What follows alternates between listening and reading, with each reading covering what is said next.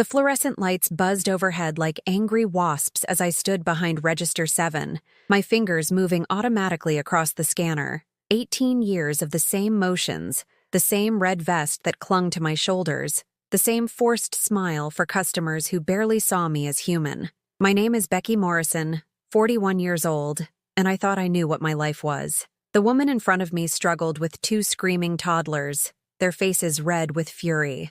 I offered her a sympathetic smile, the kind that comes naturally after years of customer service, when every emotion has to be filtered through professional courtesy. My wedding ring caught the harsh light as I reached for another item, this simple gold band that once meant forever, but now felt more like a chain. My earbuds sat snugly in my ears, a small rebellion against corporate policy. Most managers looked the other way as long as I stayed efficient and pleasant. The music usually helped hours pass more quickly, but today my phone delivered something that would shatter everything I thought I knew about my life. I'm going to find something better. Ryan's voice came through with devastating clarity, each word precisely delivered in the tone he used for business matters. I need someone who matches my future. I'm going to find something better. The words hung in the digital space between us. Not even the dignity of a face-to-face conversation. Not even waiting until I came home from work. A voice message. While I stood in my workplace, wearing this uniform that had become my second skin, surrounded by strangers planning dinners I could no longer afford, my hand froze mid-scan, the barcode reader trembling in my fingers. The milk carton blurred before my eyes as reality began sinking in. I rewound the message once, my thumb fumbling with controls while maintaining grip on the scanner. Surely I'd misheard. Surely Ryan hadn't actually ended our 12-year marriage via voicemail. But each replay confirmed every devastating word. The man I'd loved, supported, sacrificed for, had discarded me with the same casual indifference he might show deleting unwanted emails. The line behind me grew restless. A man in an expensive suit checked his Rolex with impatient gestures. Life continued its relentless march while my universe collapsed right there in aisle 7. Between breakfast cereals and cleaning supplies, something cracked wide open in my chest, not clean like glass breaking, but messy, like old wood splintering under too much weight. I'd been carrying that weight for years without realizing it, and now the entire architecture of my life was giving way. "Ma'am, is there a problem?" The business suit man's voice carried irritation reserved for service workers who dared experience human emotions during business hours. I looked up at this stranger whose biggest concern was grocery shopping delays. I wanted to explain that my husband had just abandoned me, that 12 years had been dismissed in 30 seconds of recorded audio. Instead, I managed a weak smile and resumed scanning his organic vegetables that cost more than I spent on food in a week, imported cheese worth half my daily wage. If you like emotional stories that touch the heart, please subscribe. We're trying to reach 1,000 friends here who understand that life sometimes breaks us before it teaches us to rebuild. And tell me, from which city are you watching? I'd love to know you're there. Each beep of the scanner felt like a small death, another reminder of the vast gulf between my circumstances and those I served. The rest of my shift passed in a haze of mechanical motions and forced pleasantries, while my mind replayed Ryan's message endlessly. I'm going to find something better. Beep. Another can of soup for someone else's dinner. I need someone who matches my future. Beep. Another bottle of wine for someone else's celebration. The drive home took me past neighborhoods where I'd imagined living someday. Houses with manicured lawns and windows glowing with warm light. Every landmark. The coffee shop where Ryan and I had our first date, the park where we'd walked our dog Max on Sunday mornings, the restaurant where he'd proposed, now served as monuments to a life built on foundations of sand. How long had he been planning this? How many conversations had been his way of gathering ammunition? How many times had he looked at me and seen not the woman he'd promised to love forever, but an obstacle to the upgraded life he felt he deserved? I'd grown up believing in persistence, that good things came to those willing to work hard and wait patiently. My mother had drilled into me virtues of loyalty and commitment. Marriage isn't about finding someone perfect, she used to say while folding laundry. It's about choosing someone and working together to build something beautiful. I'd carried those lessons through Ryan's increasingly frequent complaints about our modest lifestyle, his pointed comments about my appearance that always began with, "I'm not trying to be mean," but his growing obsession with status, his way of introducing me that somehow emphasized my grocery store job while downplaying my contributions to our household. Ryan worked in finance, mentioning it with the regularity of someone checking their pulse. His salary exceeded mine significantly, a disparity he referenced almost daily, not with pride, but with weary disappointment, as if my inability to match his earnings was personal failure rather than economic reality shaped by circumstances beyond my control. The house stood silent when I arrived, but it was a different kind of silence than I'd grown accustomed to over 12 years of marriage. This wasn't the quiet of an empty home waiting to be filled with conversation and laughter. This was the hollowness of a space that had been deliberately emptied, systematically stripped of everything that made it feel like home, rather than just a building with rooms and walls. My key turned in the lock with the same small clicking sound I'd heard thousands of times before. But the moment I stepped inside, I knew something fundamental had changed. The air felt thinner somehow, as if someone had opened all the windows and let the essence of our shared life escape into the atmosphere. The leather sectional we'd saved for over 2 years, gone. I could see the indentations in the carpet where its legs had rested, small depressions that marked the ghost of furniture we'd chosen together during a weekend that had felt like such an adult milestone. We'd sat on dozens of couches in the showroom, testing firmness and discussing color options like the decision actually mattered, like we were building something permanent. The dining room set my parents had given us as a wedding gift vanished completely. The mahogany table where we'd eaten Christmas dinners and celebrated birthdays, where I'd paid bills and he'd worked on his laptop during evenings when the office followed him home, now existed only as a slightly lighter rectangle on the hardwood floor. Even the coffee table I'd refinished myself during a long weekend project had disappeared. I'd spent hours sanding away years of wear and water stains, revealing beautiful wood grain beneath layers of neglect. I'd researched proper techniques, bought the right supplies, worked until my arms ached and my back protested. When I'd finally applied the final coat and stepped back to admire my work, Ryan had nodded approvingly and said it looked almost professional. The walls bore pale rectangles where pictures had hung, photographs from our honeymoon, framed prints we'd bought at art fairs, even the silly snapshot of us at a Halloween party when we'd dressed as matching playing cards. These ghostly marks served as an inventory of shared memories that had apparently meant more to me than to him. In the bedroom, Ryan's walk-in closet yawned empty, the wooden hangers swaying slightly in the current from the air conditioning vent, like remnants of a forest after wildfire had swept through and consumed everything combustible. My own clothes seemed lost and lonely on their side of the shared space, a visual representation of how I'd felt for months without consciously acknowledging it. The dresser drawers hung open, their contents ransacked and abandoned with the haste of someone who'd wanted to complete an unpleasant task quickly. His cologne bottles and grooming supplies had disappeared completely, leaving only faint scent slowly fading into memory, mixing with the smell of furniture polish and the lavender sachets I'd tucked into corners. But the cruelest discovery awaited me in the kitchen. I opened the refrigerator expecting to find ingredients for the dinner I'd planned to cook for 2 people, only to discover the final insult: 1 egg,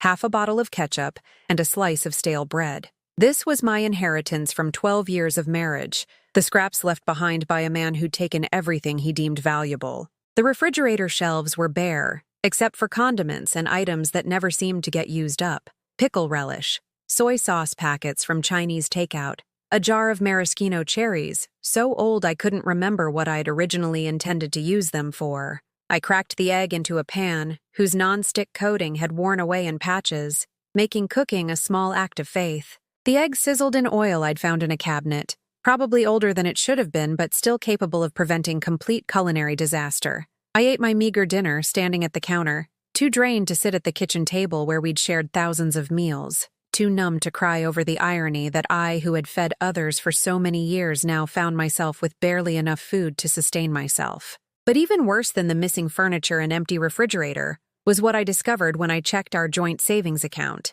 the account Ryan had managed because he was better with numbers and understood investment strategies I'd never had education to master. Years of my careful contributions, every $20 and $50 bill I'd managed to save from my modest paychecks, all gone. The online statement showed a balance of $0.00, with a final withdrawal that had cleared that morning while I was scanning groceries. Even Max was gone, our golden retriever, who'd been my constant companion through long shifts and difficult days, who'd greeted me at the door every evening with unconditional enthusiasm that made minimum wage work feel bearable, had been taken along with everything else Ryan had decided belonged to him. I found Max's leash hanging forgotten on the kitchen hook, red nylon with reflective stitching chosen specifically for evening walks when visibility mattered for safety. Max had learned to recognize the sound of me taking it down, the small metallic clink that meant adventure was imminent. He'd dance around my feet while I attached it to his collar, his tail creating percussion against furniture and walls, his joy so pure it had never failed to lift my spirits. Now the leash hung limp and purposeless, reminder of companionship severed as cleanly as everything else in my life. Ryan had taken Max not because he particularly enjoyed dog ownership. I'd been the one who fed him, walked him, cleaned up after him, but because Max was an asset with monetary value, something that could be claimed and possessed and removed from my reach. That night, sleep came fitfully on the bare mattress Ryan had apparently deemed unworthy of theft. The bed frame remained, but the expensive memory foam mattress had vanished along with everything else. I was left with the basic box spring and thin backup mattress we'd kept in the guest room. I curled into myself beneath a blanket that smelled faintly of lavender fabric softener, pulling my knees to my chest in the fetal position humans instinctively adopt when the world becomes too overwhelming. Every sound in the settling house made me jump. Was he coming back? Had he forgotten something else he wanted to claim? But Ryan didn't return, and as hours passed in darkness, I began understanding with crystalline clarity that he never would. The voice message had been his goodbye, his dismissal, his final judgment on a woman he'd decided was insufficient for the future he envisioned. Outside my window, the neighborhood continued its evening routine, dogs barking as owners returned from work, children playing while parents prepared dinners, families gathering around tables laden with abundance I could no longer afford. The sounds of normal life drifted through glass, reminding me that somewhere, people were still living the kind of existence I'd once taken for granted. 2 days after discovering the emptied house, the phone rang with news that sent my world spinning further into chaos. The voice on the other end was crisp, professional, and utterly without sympathy. A bank representative calling about the mortgage payment that was apparently now 3 months overdue. "Mrs. Morrison, this is Jennifer Walsh from First National Bank," the woman said, her tone suggesting this was merely another item to check off her daily list of unpleasant conversations. "We've been trying to reach you regarding your mortgage account. According to our records, payments stopped in January, and we need to discuss your options immediately." I stared at the phone, certain there had been some mistake. Ryan handled our finances with methodical precision, managing our accounts while I focused on what he called the day-to-day stuff. Groceries, utilities, the mundane expenses that kept our household functioning but didn't require sophisticated financial knowledge. I'd trusted him completely, never questioning the arrangement that left me responsible for immediate necessities while he managed our long-term security. It had seemed reasonable, playing to our respective strengths and avoiding money-related arguments that destroyed other marriages. "There must be confusion," I said, my voice sounding foreign to my own ears, higher and more desperate than intended. "My husband handles our mortgage payments. He sets up automatic transfers every month. According to our records, Mr. Morrison contacted us 3 months ago to remove his automatic payment authorization," Jennifer Walsh continued, maintaining neutrality while somehow conveying implied criticism. "He indicated that you would be taking over responsibility for the account going forward." The words hit me like physical blows. Ryan had been planning his departure for months, systematically removing himself from financial obligations while allowing me to remain ignorant of approaching disaster. What kind of wife didn't know her husband had stopped paying their mortgage? What kind of adult allowed someone else to manage such fundamental aspects of their life without maintaining oversight? "I don't understand," I stammered, sinking into one of the kitchen chairs Ryan had deemed unworthy of relocation. "I wasn't told about any changes. I don't have access to the mortgage information. Everything is in his name." "That's correct," the representative confirmed with patience of someone who'd had this conversation countless times. "Mr. Morrison is the primary account holder, which means he has authority to make changes without requiring your signature. However, since you're listed as residing at the property, we're required to notify you of pending legal action." Legal action. The phrase hung in the air like a death sentence. Formal and final and utterly beyond my ability to appeal. I'd become victim of laws designed to protect property rights, regulations that prioritized the bank's interests over human casualties created when marriages dissolved and responsibilities shifted without warning. We'll need payment within the next 10 days, Jennifer Walsh continued, consulting whatever screen contained details of my destruction. Or we'll begin foreclosure proceedings. The amount due, including late fees and penalties, is $18,437. $18,000. More than my entire annual salary after taxes. More money than I'd ever had access to at one time. The number hung in the air like a mathematical impossibility. A figure so far beyond my means, it might as well have been 18 million. Is there any kind of payment plan available? I asked, knowing the answer but hoping desperation might create options logic suggested didn't exist. Unfortunately, Mrs. Morrison, payment plans are only available for borrowers current on their accounts, the representative explained with practiced sympathy of someone who delivered bad news routinely. Once an account falls this far behind, our only options are full payment or foreclosure proceedings. After hanging up, I sat in my empty kitchen trying to calculate whether $18,000 was achievable under any circumstances. If I could find another job immediately, if I could work 80 hours a week, if I could eliminate every expense beyond basic survival. Even then, the mathematics of poverty made the bank's demands impossible to satisfy. A week later, an official envelope appeared in my mailbox bearing the county court seal. Inside, documents printed on expensive paper informed me that I had 30 days to vacate the premises or face forced removal by law enforcement. The language was precise and impersonal, reducing my 12-year residence to simple property law and contractual obligations. Eviction. The word felt shameful, carrying connotations of failure and irresponsibility I'd never associated with my life.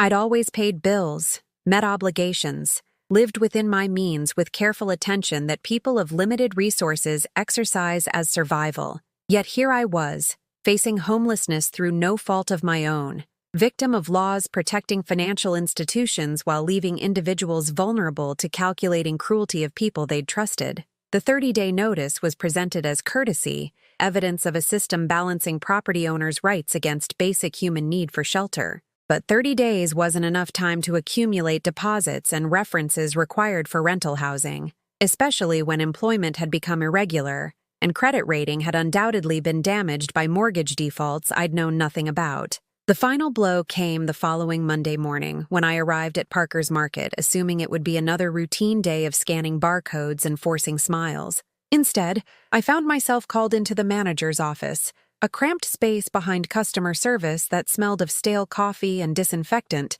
furnished with aggressively uncomfortable chairs, discouraging employees from lingering during unpleasant conversations. Margaret Chen had been my supervisor for 8 years. A practical woman who ran the store with efficiency of someone understanding that retail success depended on maintaining precise control over labor costs. She was fair, but never warm, treating employees with professional courtesy of someone who'd learned that emotional attachments complicated difficult decisions. "Sit down, Becky," Margaret said, gesturing to the metal chair positioned at precisely the distance corporate consultants had determined optimal for delivering unwelcome news. The furniture was deliberately uncomfortable, designed to keep meetings brief and prevent unpleasant conversations from lingering. "I'm afraid I have difficult news," Margaret continued, her voice carrying weariness of someone who'd delivered this speech too many times, who'd watched the grocery industry's relentless pursuit of profit margins transform steady employment into increasingly precarious proposition. "We're downsizing," she announced without additional preamble, understanding that prolonging suspense would only make an already painful conversation more difficult.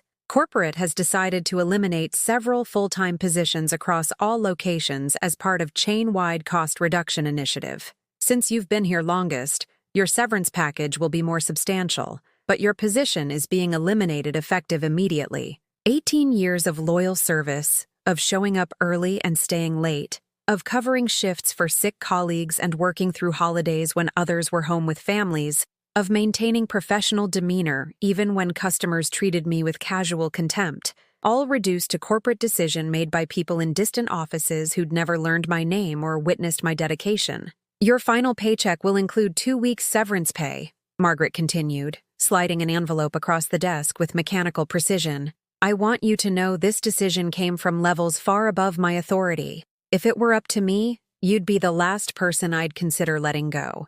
2 weeks' pay, $468 after taxes. Barely enough to buy groceries for a month under normal circumstances, let alone enough to secure new housing and survive until I could find another job in an economy where employers increasingly preferred younger workers, who would accept lower wages and demand fewer benefits." I took the envelope with hands that had somehow stopped shaking, my body's shock response finally exhausted by the relentless succession of disasters that had transformed my life from stable routine into chaotic freefall. The envelope felt thin and insubstantial, inadequate compensation for nearly 2 decades of labor, for the arthritis in my knees from standing on concrete floors, for the permanent smile lines around my eyes from maintaining cheerfulness through countless difficult interactions.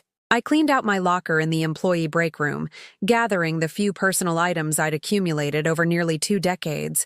A photo of Ryan and me from happier times, back when his smile had seemed genuine. A small succulent plant that had somehow survived under fluorescent lights. A coffee mug with a chip in the handle that I'd grown fond of despite its imperfection, or perhaps because of it. These meager possessions fit easily into a single plastic bag. A tangible representation of how little I'd allowed myself to accumulate in a workplace where I'd spent most of my adult life. The other employees avoided eye contact as I walked through the store for the last time, their discomfort palpable in the way they suddenly found urgent tasks requiring complete attention. I represented their own vulnerability, proof that loyalty and hard work offered no protection against arbitrary cruelties of economic reality. Some had families to support, mortgages to pay, children whose futures depended on jobs that could disappear with a single phone call from corporate headquarters. Outside, the parking lot stretched before me like a desert of hot asphalt and abandoned shopping carts,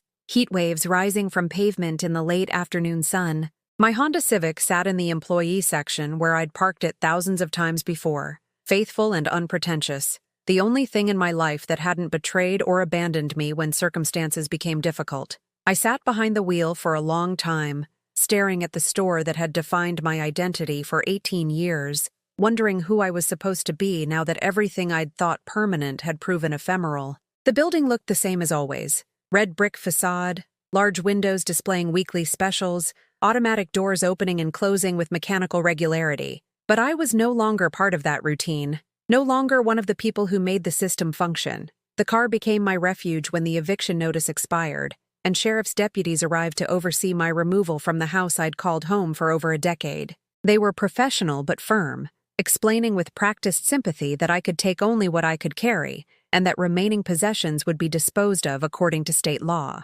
I packed what fit in my car with desperate efficiency of someone who'd never had to prioritize possessions before, choosing between items that all seemed essential until forced scarcity demanded impossible decisions. Some clothes, but not all. I kept work-appropriate outfits and weather-appropriate layers while abandoning everything else. A few books that had provided comfort during difficult times. The photo albums Ryan had deemed unworthy of theft, filled with images of relatives who'd passed away and friends who'd drifted out of contact over the years. Everything else, the dishes my grandmother had given me as a wedding gift, each piece wrapped in tissue paper and presented with stories about meals they'd served, the furniture I'd saved months to buy. The accumulated artifacts of a life lived in one place for over a decade became someone else's problem to solve. That first night in the car, parked behind a 24-hour laundromat where security lights provided safety and the constant hum of industrial washers masked the sound of my crying, I discovered depths of despair I hadn't known existed. The back seat of a Honda Civic wasn't designed for human habitation, and my 5'6" frame couldn't find any position that didn't result in cramped muscles and aching joints. I used my winter coat as a blanket, its downfilling providing some insulation against cool night air that seemed to seep through the car's windows despite their closed positions. My rolled-up sweater served as a pillow, though it offered little comfort against hard plastic of the door panel and unyielding surface of the seat cushion. The laundromat's windows glowed like beacons in darkness, fluorescent lights creating an aquarium effect that allowed me to watch people come and go throughout the night, shift workers washing uniforms before heading home to apartments I'd never see, college students doing laundry because dormitory machines were broken, elderly people who seemed to use the facility as much for social contact as cleaning clothes. Each person who entered and left had somewhere to go afterward, somewhere that belonged to them, somewhere with doors that locked and beds waiting for their return. I had forfeited my membership in that basic human community, become one of the invisible people I'd passed on streets without really seeing. The nights were worst.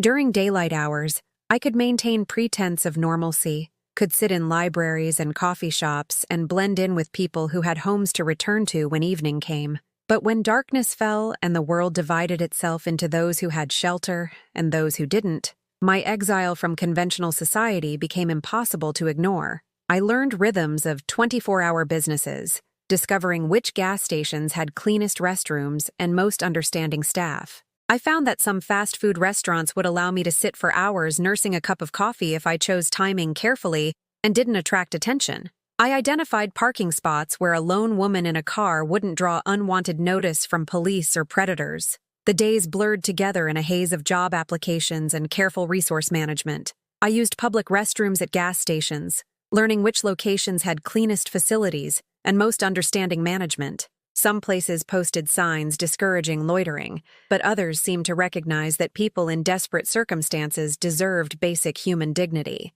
Libraries offered more than free internet access. They provided private spaces where a woman could sit for hours without anyone questioning her right to be there, bathrooms with soap and paper towels, and atmosphere of quiet respect that made me feel temporarily human again, rather than simply a problem to be managed. I applied for every position I could find that didn't require an address for contact purposes. Retail jobs paying minimum wage but promising immediate income. Cleaning services requiring no experience but offering flexible scheduling. Temporary positions, providing no benefits but might lead to something permanent. My lack of permanent address complicated every aspect of the job search, forcing creativity about contact information and interview scheduling. 5 nights into my automotive housing situation, when accumulation of stress and inadequate nutrition had pushed my body beyond its ability to function normally, my physical resources finally surrendered to circumstances designed to break stronger people than myself. I'd been standing in line at a potential employer's office, clutching yet another application form and trying to project confidence and reliability that homeless people weren't supposed to possess, when the world tilted sideways and the floor rushed up to meet me. The last thing I remembered was a concerned voice asking if someone should call an ambulance, and then darkness claimed me with almost merciful completeness. But they didn't know what I had kept all along, something Ryan had never thought to look for, never imagined existed, something that would change everything about what came next. In my deepest despair, curled in that car behind the laundromat, I began to remember who I used to be before I became someone who apologized for taking up space in the world. When consciousness returned several hours later, I found myself in a hospital bed, surrounded by antiseptic smells and steady electronic beeping that characterized medical facilities everywhere. A nurse with kind eyes and graying hair sat beside my bed, checking her chart with practiced efficiency of someone who'd seen every form of human suffering and learned to treat each case with equal dignity, regardless of insurance status or ability to pay. Her name tag read Claire, and something in her demeanor suggested she understood that healing involved more than just medical treatment. "Hello, honey," Claire said, her voice carrying warmth I hadn't heard directed at me in weeks. "I'm Claire. You gave us quite a scare. The paramedics said you collapsed from dehydration and exhaustion. When was the last time you had a proper meal?" The question should have been simple to answer, but I found myself struggling to remember when I'd last eaten something that qualified as actual nutrition rather than temporary hunger suppression. Time had become fluid since my life fell apart, days distinguished only by whether I'd managed to earn enough spare change for a $1 menu item. "I'm not sure," I admitted, the words catching in my throat as I realized how completely I'd lost track of basic requirements for human survival. "Maybe 3 days ago, there was a sandwich from somewhere, I think." Claire's expression didn't change, but something in her eyes suggested she'd heard similar stories before, that my situation wasn't unique or particularly shocking to someone who worked in an emergency room where society's failures arrived regularly for treatment. "The doctor says your blood work shows severe dehydration and malnutrition. We're going to get some fluids into you and make sure you're stable before we discharge you." She adjusted something on the IV stand with gentle competence, then settled back into her chair with unhurried manner of someone who understood that healing required time and attention rather than efficiency. "Is there someone I can call? Family member? Friend?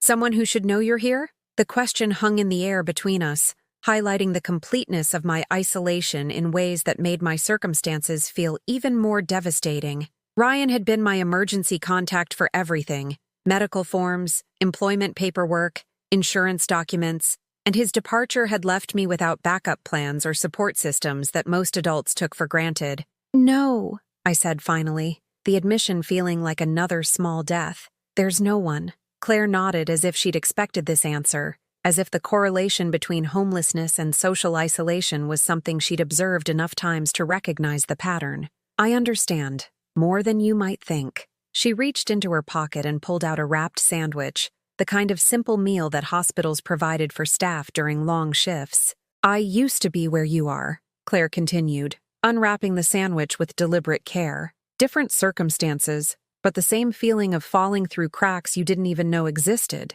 The same sense that everyone else was living in a world with safety nets and support systems that somehow didn't apply to you." Something in the nurse's tone suggested this wasn't just professional sympathy, and I found myself paying attention in a way I hadn't been able to focus on anything for weeks. Here was someone who'd survived whatever version of catastrophe life had thrown at her and emerged on the other side with enough compassion to sit with strangers in their darkest moments. "How?" I asked, the word barely a whisper. "How do you get out when everything you built just disappears?" Claire smiled, and it was the first genuine expression of hope I'd encountered since my world imploded. "One day at a time, one choice at a time, one person willing to help at a time." She handed me the sandwich, its weight substantial enough to suggest real ingredients rather than processed substitutes. "Start with this. Tomorrow we'll talk about what comes next." The sandwich was simple, peanut butter and jelly on white bread, but it tasted like salvation to someone whose body had been running on empty for days.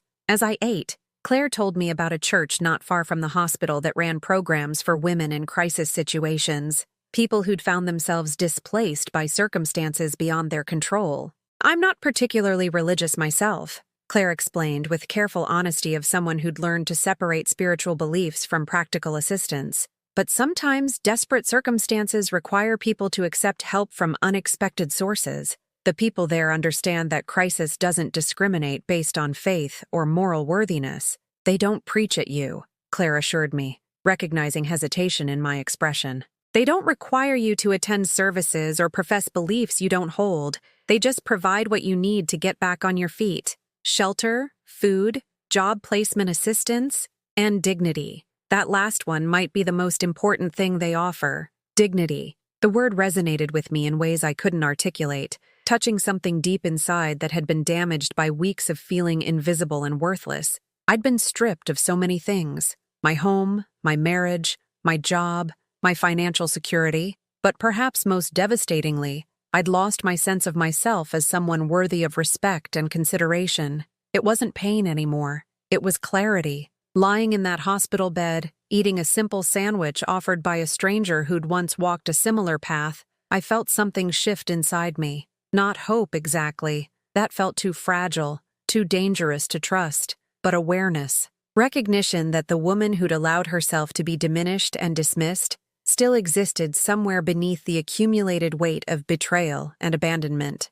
The church Claire recommended sat on a quiet corner in an older part of the city, its brick facade weathered but well-maintained, surrounded by mature trees that provided welcome shade and suggested the kind of permanence I'd lost faith in. A simple sign announced, "New Hope Community Church," in letters that had faded but remained legible, and below that, in smaller text, "All are welcome." I hesitated at the entrance, my hand resting on the door handle while I fought internal voices insisting I didn't belong among people who had their lives together. I'd never been particularly religious, finding more comfort in practical action than prayer or theological contemplation. Recent experiences had left me questioning whether any benevolent force actually paid attention to human suffering. But Claire's sandwich had been real, and her kindness had been genuine, and sometimes faith meant trusting in human goodness rather than divine intervention.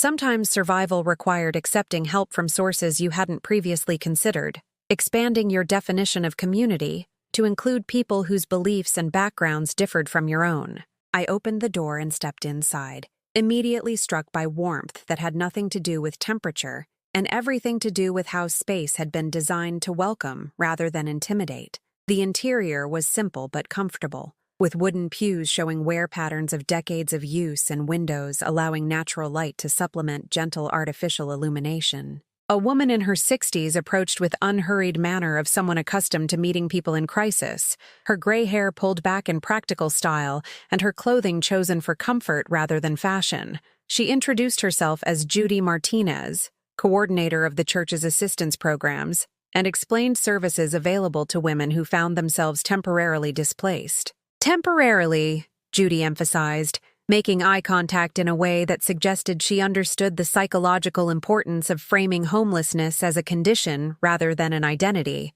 because that's what this is, a temporary situation that we're going to work together to resolve. The shelter program operated out of a converted house adjacent to the church building, offering private rooms for up to 8 women at a time. The accommodations were basic but clean, with shared bathroom facilities and a kitchen where residents could prepare their own meals using donated groceries and basic cooking equipment. More importantly, the program included job placement assistance, resume preparation, interview coaching, and the kind of practical support that people needed to transition from crisis back to stability. Judy explained that the average stay was 3 to 4 months, long enough for residents to save money for deposits and first month's rent on permanent housing. "We don't have a lot of rules," Judy continued, leading me through the facility with obvious pride in what they'd accomplished. No alcohol or drugs on the premises, no overnight guests, participation in weekly house meetings to discuss any issues that arise.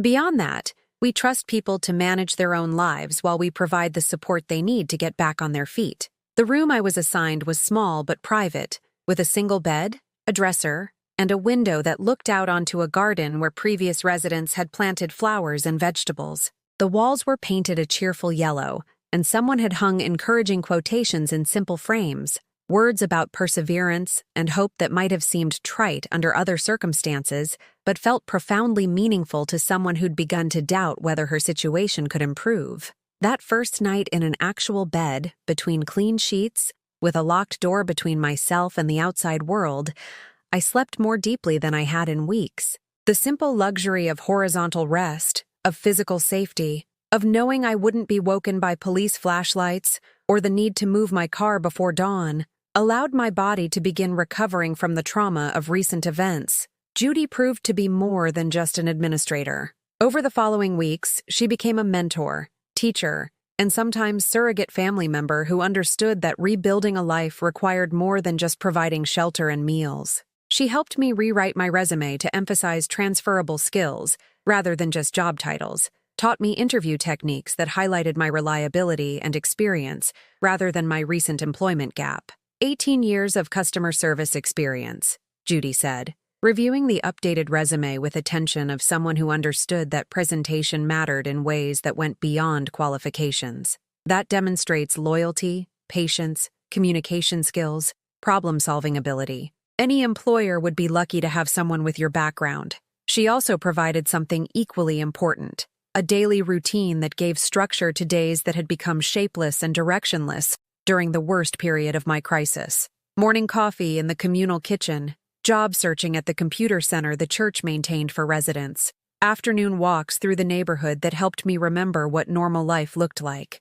The other women in the shelter became an unexpected source of strength and community. Despite coming from different backgrounds and experiencing different types of crisis, we shared an understanding of what it meant to have your life completely disrupted through circumstances largely beyond your control. There was Maria, whose husband's construction accident had left him disabled, and their family unable to afford their rent. Sarah, who'd fled an abusive marriage with nothing but the clothes she was wearing and her 2 young children.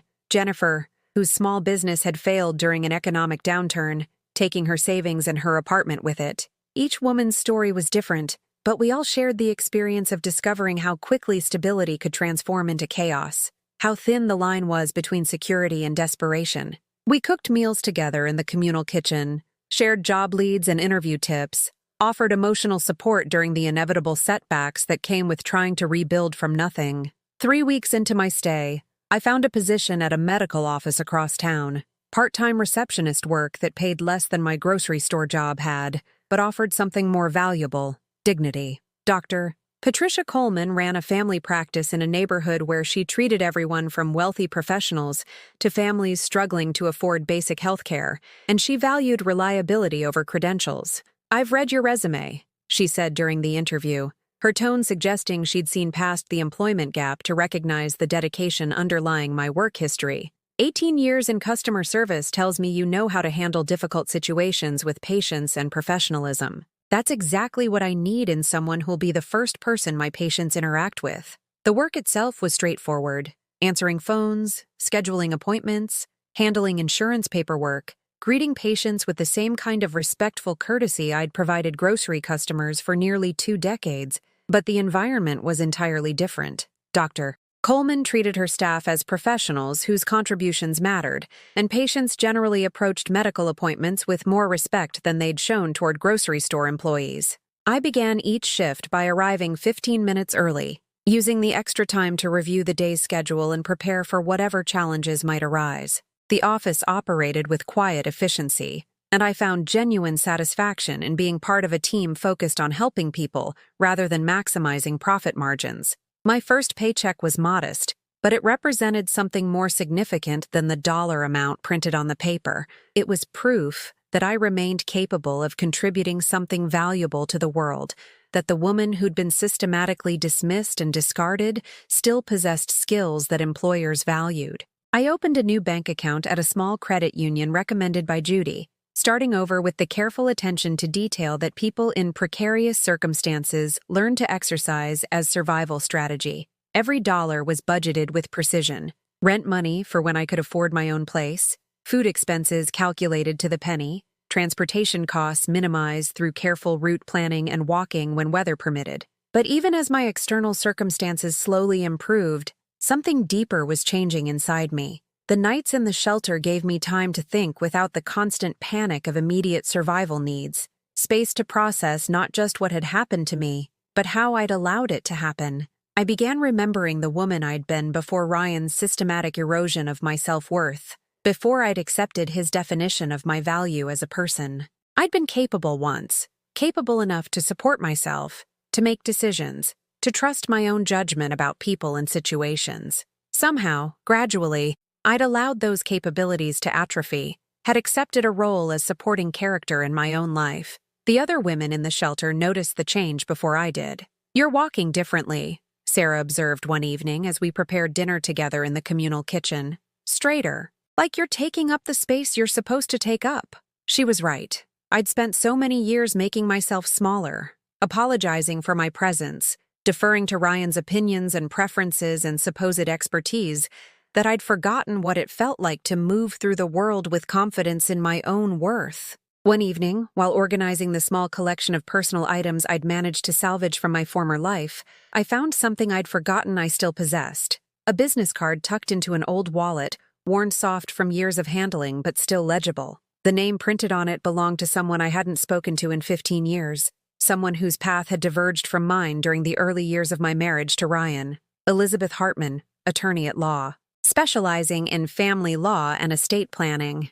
Elizabeth had been my roommate during the 2 years I'd attended community college, back when I'd harbored ambitions of completing a degree in business administration. She'd been focused and determined even then, working multiple part-time jobs while maintaining excellent grades, talking constantly about law school and her plans to help people navigate the legal system. We'd lost touch gradually, the way friendships sometimes fade when life takes people in different directions. She'd gone on to complete her education while I'd met Ryan, and allowed myself to be convinced that supporting his career was more practical than pursuing my own. But I'd kept her card all these years, tucked away in a wallet I rarely used, forgotten, but somehow preserved through every move and life change. Now, holding it in my hand, I felt something stirring. Not quite hope, but possibility. The next morning brought an unexpected visitor to the shelter. Judy knocked on my door earlier than usual, her expression mixing excitement with something I couldn't quite identify. "Becky," she said. "There's someone here to see you. Says it's about your previous residence. Something about documentation that's been discovered." I followed Judy downstairs to the shelter's small reception area, where a middle-aged man in a rumpled suit waited with a manila folder clutched in his hands. His appearance suggested someone who dealt with paperwork rather than people, and his nervous energy filled the quiet space with tension I couldn't quite understand.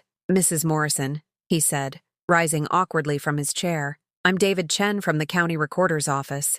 I apologize for the early hour, but this matter couldn't wait for normal business hours." He opened the folder with deliberate care, revealing documents that looked official and important in ways that made my stomach tighten with familiar anxiety. After months of receiving nothing but bad news from official sources, I'd learned to brace myself for whatever devastating information might be contained in legal paperwork. "We've been conducting a routine audit of property records, and we've discovered some irregularities regarding your former residence on Maple Street," he continued, his voice carrying the careful neutrality of someone delivering information that could significantly impact another person's life. "Specifically, we found documents that your ex-husband apparently overlooked when he initiated foreclosure proceedings. He pulled out a deed, yellowed with age but clearly authentic, bearing official seals and signatures that proclaimed its validity. The document was dated 22 years ago, signed in my grandmother's careful handwriting,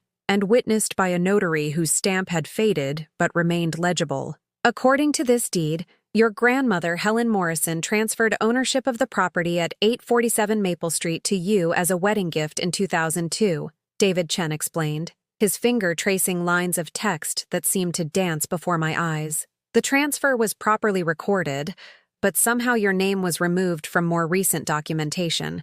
We're still investigating how that occurred. I stared at the papers, my mind struggling to process what he was telling me. The house, my house, had never belonged to Ryan. My grandmother had given it to me before I'd even met him. A generous wedding gift from a woman who'd wanted to ensure I'd always have security and stability.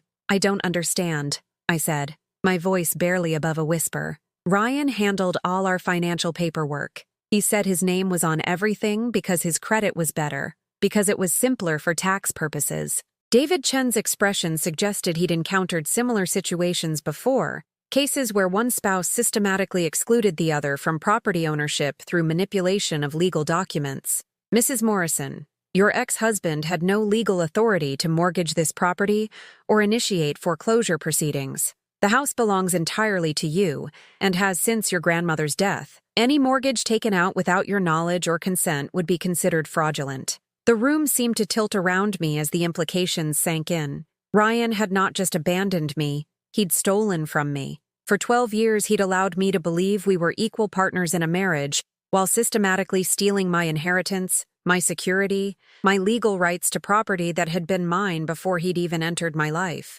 "What does this mean?" I asked, though part of me already understood that everything was about to change in ways I couldn't yet comprehend. "It means the foreclosure proceedings were illegal and will be immediately dismissed," David Chen continued, organizing the papers with professional efficiency. "It means your ex-husband will likely face criminal charges for mortgage fraud and theft, and it means you can return to your home immediately if you choose to." My home. The words felt foreign after months of homelessness, of believing I'd lost everything through my own inadequacy and failure to understand financial complexities beyond my education. But the house had been mine all along, a gift from a grandmother who'd wanted to protect me from exactly the kind of vulnerability I'd just experienced. "There's more," David Chen said, pulling additional documents from his folder. "We also discovered that your grandmother established a trust account in your name, managed by a local bank. The account has been earning interest for over 2 decades, and the current balance is," he consulted another paper, "approximately $87,000. $87,000. More money than I'd ever imagined having access to. More than enough to rebuild my life completely on my own terms. Money that my grandmother had carefully saved and legally protected, ensuring it would remain mine regardless of whatever financial difficulties I might encounter." "How?" I asked, struggling to understand how such significant assets could have remained hidden from me for so long. "How did Ryan not know about this? The trust was established under your maiden name and managed separately from any joint accounts you might have shared," David Chen explained. Unless you specifically informed him of its existence, there would have been no reason for your ex-husband to discover it. And given recent events, it appears your grandmother was quite wise to structure things this way. I thought about my grandmother, a woman who'd lived through the Great Depression and understood financial vulnerability in ways my generation had never needed to consider. She'd worked as a seamstress for 40 years, saving every penny she could spare, and investing with the patient wisdom of someone who'd learned that security required careful planning and protection from those who might exploit trust. She'd died when I was 25, just as I was beginning to build my life with Ryan. At the time, he'd handled all the estate paperwork, insisting that his business background made him better equipped to deal with lawyers and banks and the complicated process of settling her affairs. I'd trusted him completely, grateful to be spared the emotional burden of managing legal details while grieving her loss. Now I understood that he'd managed to hide my inheritance from me, allowing me to believe she'd left me nothing while secretly concealing documents that proved otherwise. For 15 years, he'd known I owned the house we lived in, had known about the trust account that could have provided security during any financial emergency, yet he'd allowed me to feel dependent on him, grateful for his financial support, ashamed of my inability to contribute equally to our household expenses. "Mrs. Morrison," David Chen said gently, recognizing the shock written across my face, "I know this is a lot to process. The bank that manages your trust account has been notified, and they're prepared to work with you to access your funds. And the police department will want to speak with you about pressing charges against your ex-husband for theft and fraud, charges against Ryan." The idea should have brought satisfaction, but instead I felt only a profound sadness for the man who'd chosen to steal from someone who'd loved him unconditionally. He'd had access to my trust, my loyalty, my willingness to sacrifice for our shared future. Yet he'd chosen deception and theft over honest partnership. The walk back to my room at the shelter felt surreal,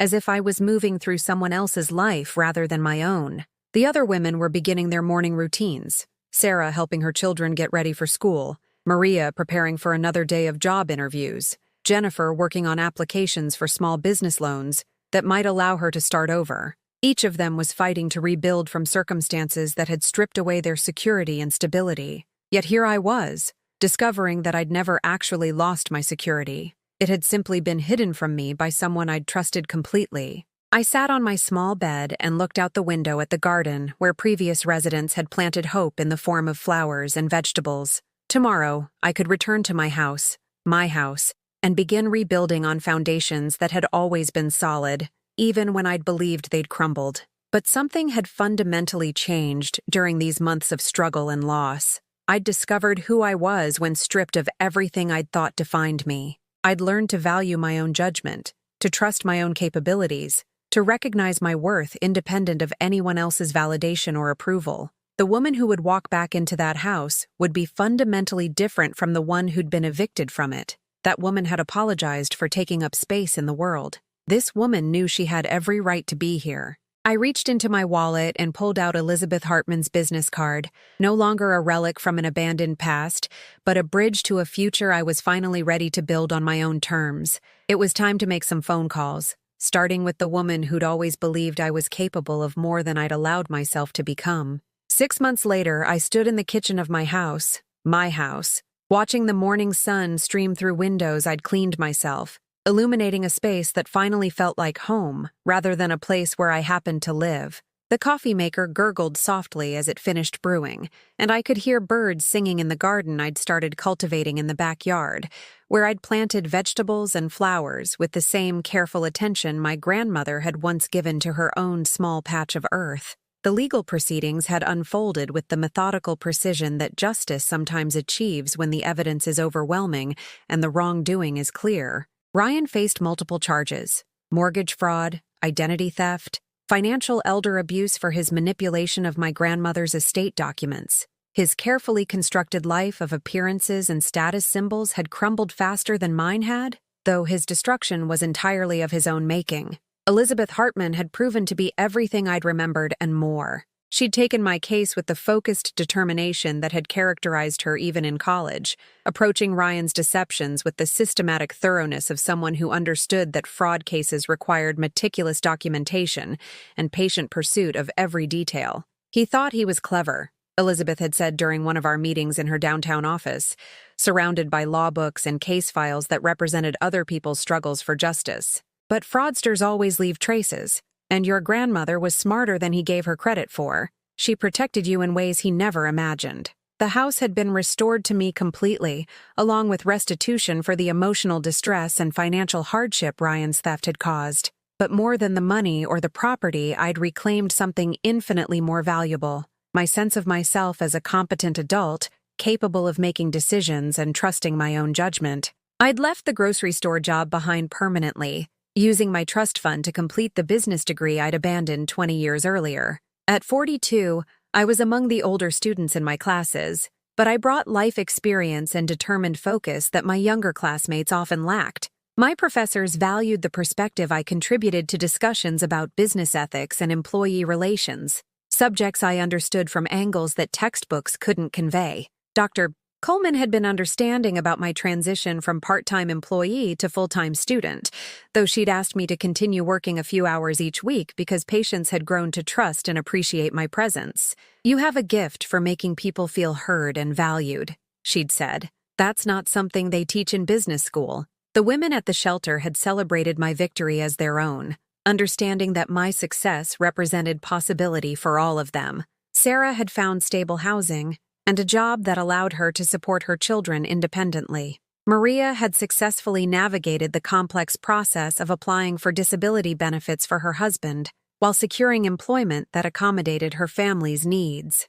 Jennifer had obtained the small business loan that allowed her to restart her catering company. We still met monthly for dinner, sometimes at my house, sometimes at restaurants none of us could have afforded during our darkest moments. These gatherings weren't about dwelling on past hardships, but celebrating present strength and future possibilities. We'd learned that recovery wasn't just about regaining what we'd lost, but discovering capabilities we'd never known we possessed. The divorce proceedings had been swift once the fraud was discovered. Ryan had attempted to negotiate, to explain his actions as misunderstandings or oversights, but the evidence was too clear and his credibility too damaged for his explanations to carry any weight. His lawyer had advised him to accept the settlement offer, rather than risk additional criminal penalties that might result from prolonged litigation. I'd seen him once during a court hearing, sitting across the courtroom with his legal team, looking smaller somehow than I remembered. The expensive suits and confident demeanor that had once intimidated me seemed diminished in the harsh fluorescent lighting of the legal system. When our eyes met briefly, I felt neither anger nor satisfaction, only a profound sadness for someone who'd chosen deception over partnership, theft over honesty. "Do you want to say anything to him?" Elizabeth had asked after the final settlement was approved. "This might be your last opportunity." I'd considered it, had even prepared words about forgiveness and moving forward, but in the end, I'd simply shaken my head. Some conversations weren't worth having, and some people had forfeited the right to your emotional energy through their choices and actions. Max had been returned to me as part of the settlement, though the reunion was bittersweet. He'd aged during our separation, and while he still remembered me, there was a wariness in his eyes that hadn't been there before. We walked through the neighborhood each evening, re-establishing our bond gradually, learning to trust each other again after betrayal had touched both our lives. The house itself required months of emotional and physical restoration. Ryan had taken more than furniture. He'd somehow managed to drain the warmth from spaces where we'd once shared meals and conversations and quiet evenings. I'd repainted rooms in colors I chose for myself, hung pictures that reflected my taste rather than his preferences, arranged furniture in ways that made sense for how I actually lived, rather than how he thought we should appear to others. The most significant change was in the kitchen, where I'd replaced the small table we'd used for hurried breakfast conversations with a larger one that could accommodate friends and neighbors, and the kind of gathering I'd always wanted to host, but had somehow never felt confident enough to attempt. Judy visited regularly, bringing updates about new women at the shelter and occasionally asking for advice about situations where my experience might provide useful perspective. Claire from the hospital had become an unexpected friend, someone who understood the journey from despair to stability in ways that people who'd never experienced such transitions simply couldn't. She'd helped me volunteer at the emergency room, providing comfort and practical assistance to other women who arrived in crisis, who needed to hear from someone who'd survived similar circumstances that recovery was possible. "You have something to offer that I don't," Claire had explained during one of our conversations about my volunteer work. "When you tell someone that life can get better, they believe you because they can see that you've actually lived through the worst and come out stronger." Sometimes, standing in my kitchen while coffee brewed and sunlight streamed through clean windows, I thought about the woman I'd been just a year earlier, scanning groceries for customers who barely saw her as human, driving home to a house she didn't know she owned, trusting a man who was systematically stealing her inheritance and planning his departure. That woman had been kind but naive, generous but gullible, loving but lacking in the self-respect that might have protected her from exploitation. I didn't regret becoming her, because her journey had led to my transformation, but I was grateful to no longer be her. The final court date had been almost anticlimactic. Ryan accepted his sentence: restitution, community service, probation that would monitor his financial activities for the next several years, without drama or protest. As I watched him sign documents acknowledging his guilt and accepting responsibility for his actions, I felt something I hadn't expected: peace. Not the peace of revenge satisfied, but the deeper peace that comes from understanding that justice doesn't require your active participation in someone else's destruction. The legal system had handled the practical aspects of accountability. My role was simply to rebuild my life with the wisdom I'd gained and the resources that had always been rightfully mine. Walking to my car after that final hearing, I'd felt something I couldn't quite name until I was halfway home. It was freedom, not just from Ryan's manipulation and theft, but from the need to define myself in opposition to what he'd done to me. I was no longer a victim of his choices, but the author of my own future, writing a story that belonged entirely to me. Sometimes silence is the loudest truth. I'd learned to trust that truth, to value it more than explanations or apologies, or the kind of dramatic confrontations that television suggested were necessary for closure. Real closure came from within, from the quiet recognition that you'd survived something difficult and emerged stronger, wiser, more capable of protecting yourself and helping others. The woman who now stood in her own kitchen, planning her day and her future with confidence born of hard experience, bore little resemblance to the one who'd trembled behind Register 7 while her world collapsed. But she contained that earlier woman's story, carried her pain and her lessons, honored her journey while refusing to be limited by it. I was 42 years old, a homeowner, a student, a friend, a survivor. I belonged to myself completely, and that belonging was worth more than any marriage built on deception, any security purchased with dependence, any peace that required me to make myself smaller than I actually was. This was my story of a woman who lost everything and discovered she'd never needed permission to rebuild. This was my story of silence transformed into strength, of trust learned and boundaries established, of justice that arrived late but arrived completely.